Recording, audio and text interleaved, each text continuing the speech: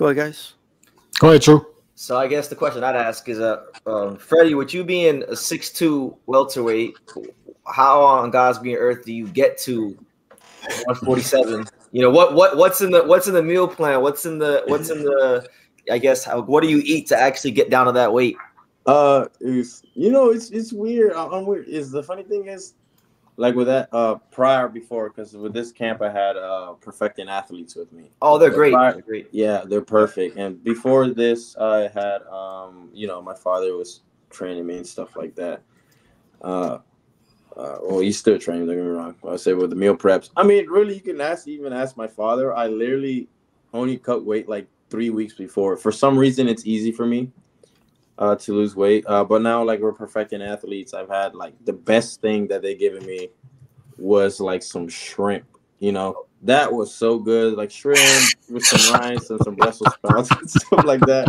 Look, let me tell you something. When you're losing weight, right? When you're losing weight, anything tastes good. But that shrimp, I do not know what she put in that shrimp, but that shrimp tasted so good. I could not help it.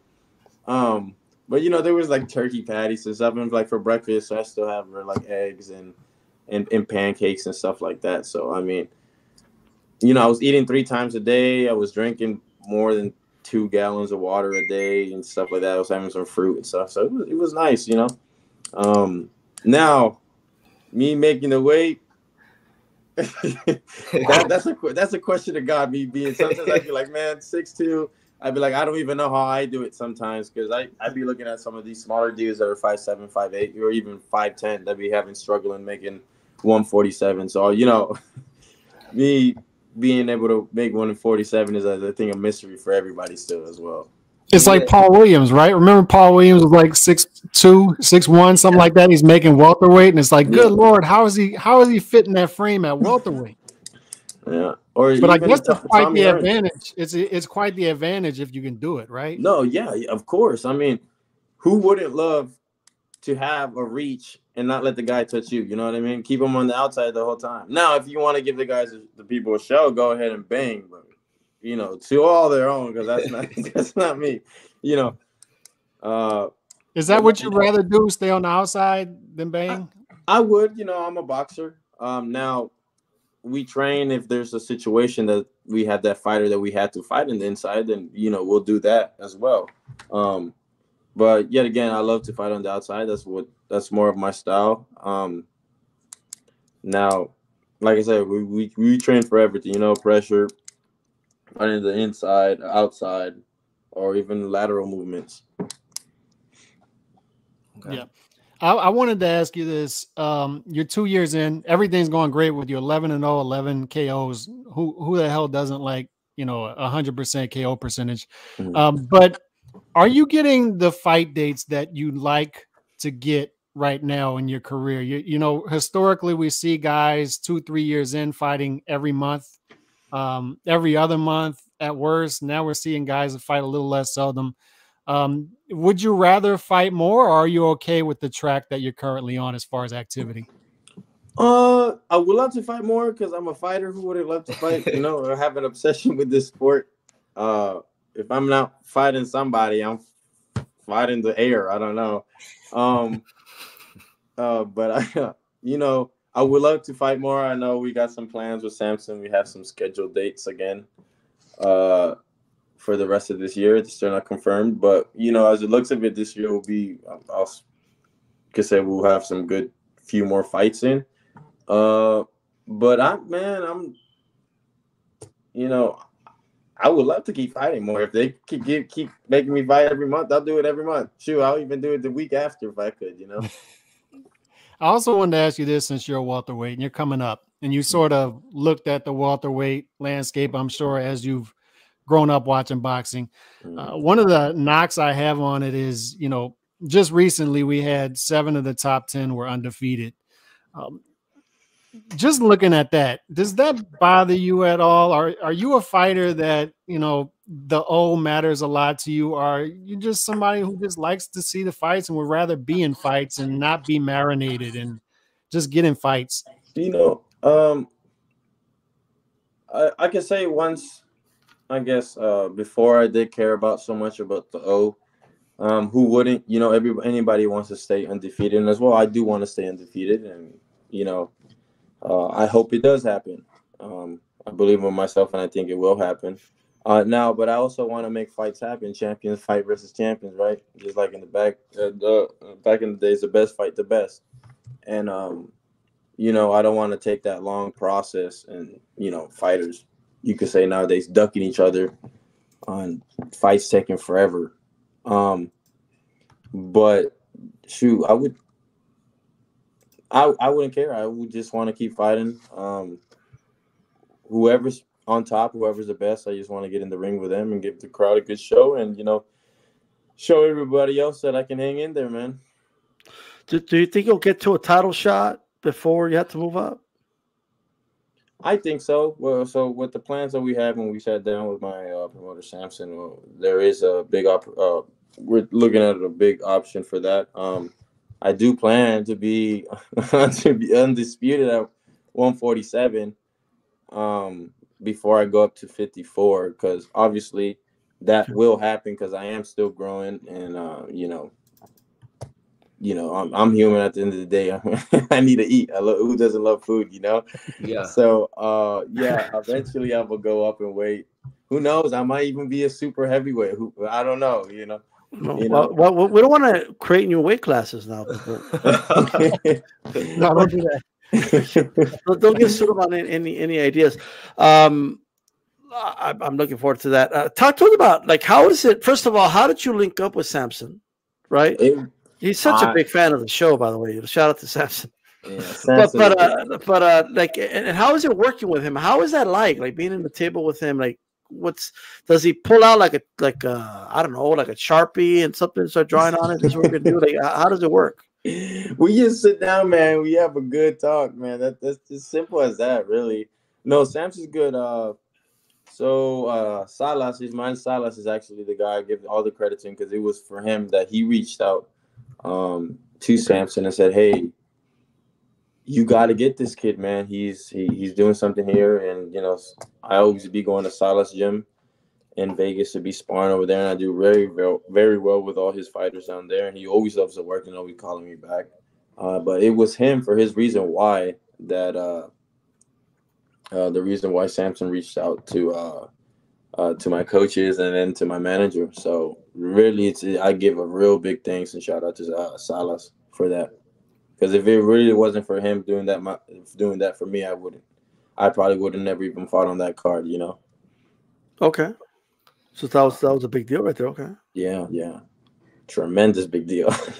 Well, absolutely.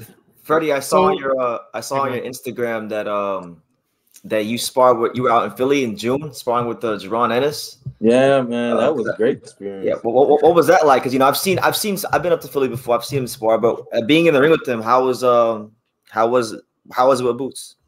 It was great. Like I everybody keep asking me that question, man. Him and Bud. With Ennis, man, he has tremendous. Like, he's really, really good with like upper head movement. I don't know how to explain it. You saw the last fight when he fought Villa, man. He was doing some slow-mo stuff. Like, it's just sometimes the things that he does in there is just crazy. You know what I mean? But it's such a great learning experience, because then you see different looks and different styles and stuff like that, which helps me out as a young fighter coming up into the pro ranks, you know, especially with a guy that's in my weight class. Yeah. So, you know, later on, God first, we will see each other, you know, down the end, you know. But it was great, man. He moves well. He hits hard, man. Like, he's a great fighter. My biggest respects to him. There ain't no complaints to me or no bash or anything. He's a hell of a fighter. So you also sparred Bud Crawford, and he's about to have a big fight against Spence, right? I like, you know, what can you tell us about that spar? Like, and one thing specifically I want to know is, how does Crawford feel as a welterweight? Is it true that he's going to be too small and fragile for Spence, or is that all talk? Talk to us. What can you tell us about sparring Crawford, and what should we expect when he fights Spence? Look, what I say. I don't. Whoever's been saying that Crawford is too small for Spence and stuff like that, I don't know. They got to get in the ring themselves and spar with him. You know what I mean? Because that dude, man, like when I sparred him, his experience level, it's crazy how he be adjusting throughout the round. So like if you get him with something, right, it's crazy how the next round it won't happen. That punch is not going to land on him. He's like, okay, I'm gonna fix that. And Bud does hit hard very well, but he's always thinking. It's really a chess match when you're sparring there with him. You move upon, he's moving another one. You know what I mean? But to be honest, I think it is going to be a great fight. I do think he'll pull it off. Now I am being a little biased there. Okay, I am being a little biased, but I do think Bud is going to win. I don't think he's gonna try to sit there and trying to bang with him and stuff like that. I think he's gonna be very smart, or maybe he will. You know, maybe he wants to prove to the people that he's not gonna be moving around and that he can sit there and bang with Spence as well. That he got power, because he does got power. So when it's your bias, like, do you consider yourself like, yeah, you know what, I kind of helped Bud a little bit in his preparation. So if he wins, like, is there some of that, like, I'm Team Bud here? Is that what you're feeling? You know, I mean, it would be great if he's like, hey, Freduis Rojas, thanks for the sparring, you know. That would always be great.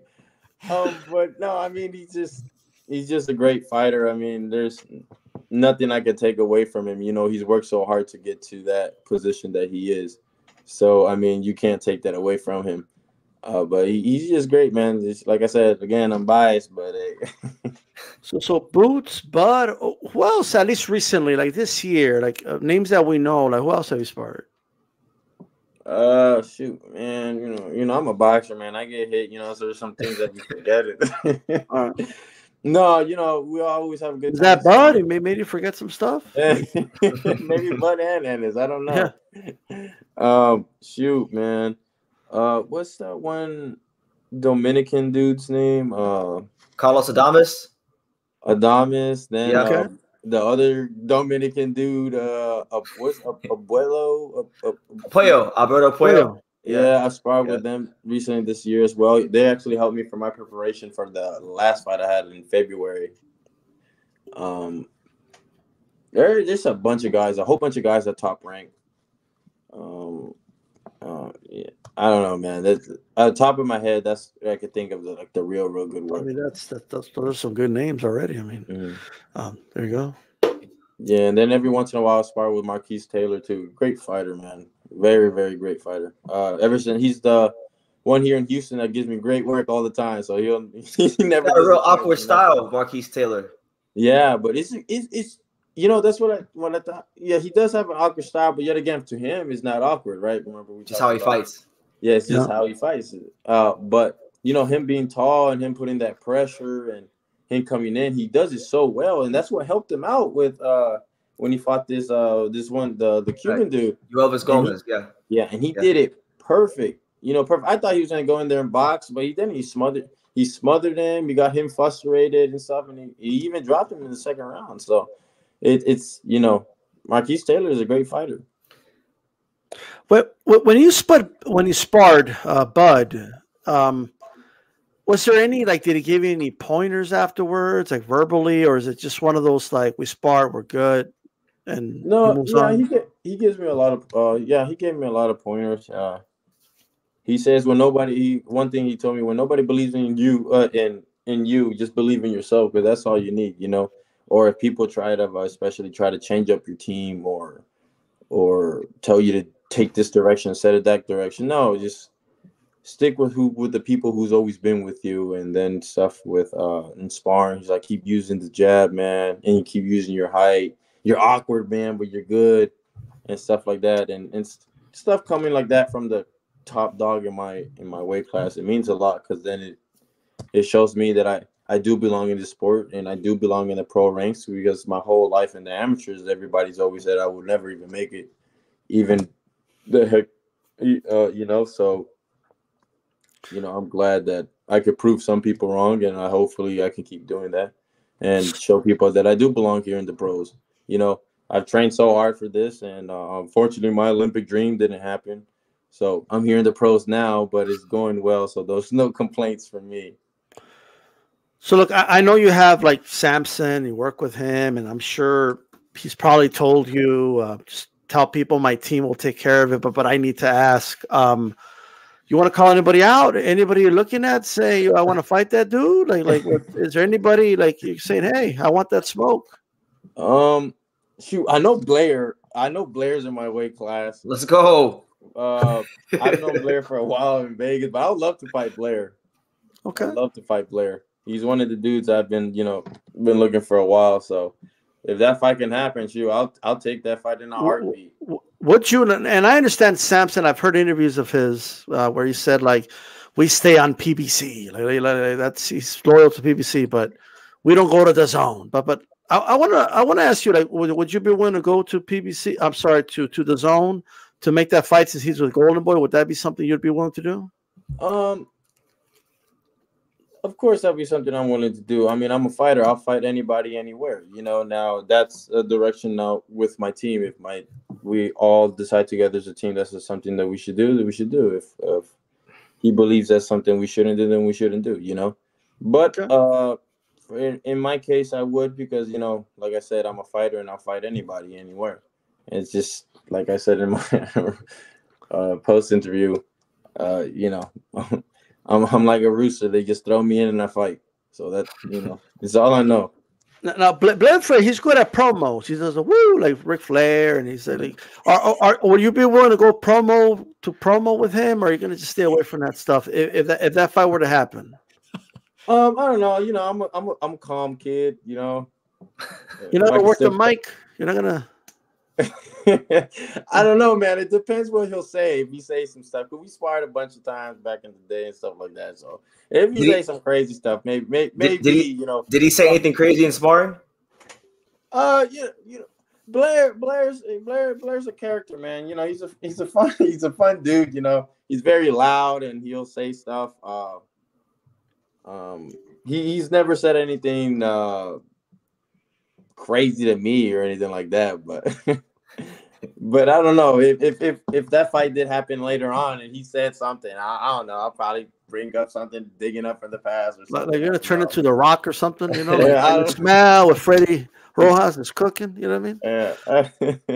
But no, that's a fight I would love to have with him. So how would the fight play it out for us? Like, how do you think that fight would go?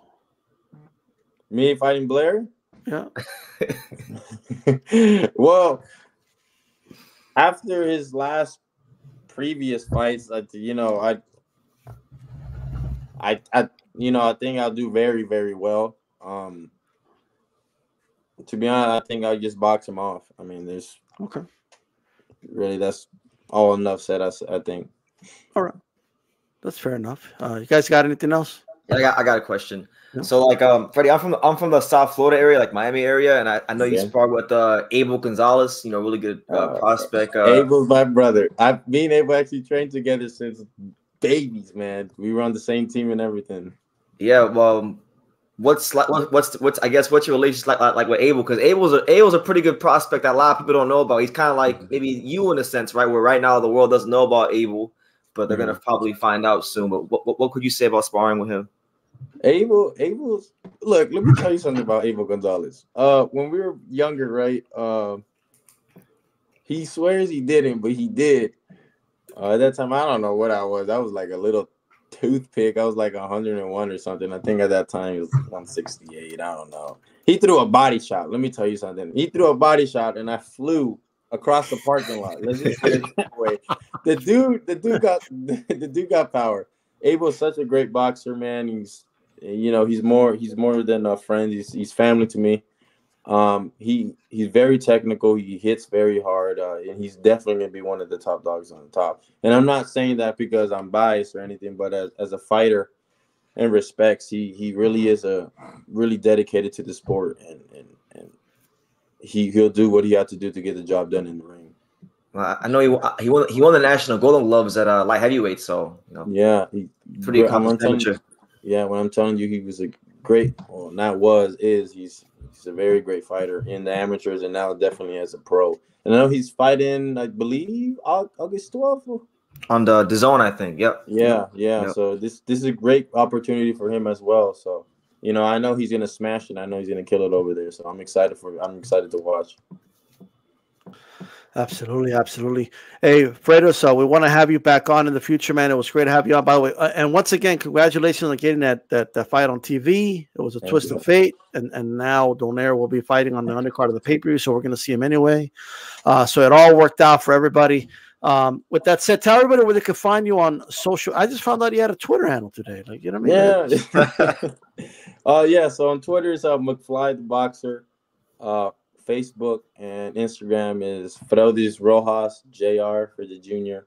And then if you're in Houston, come down to 0 to 100 Boxing Club. You know, we got a gym down there, so feel free to join, y'all. You'll see me down there. You know, it's an amazing gym. And that I am being biased. There you go. There you go.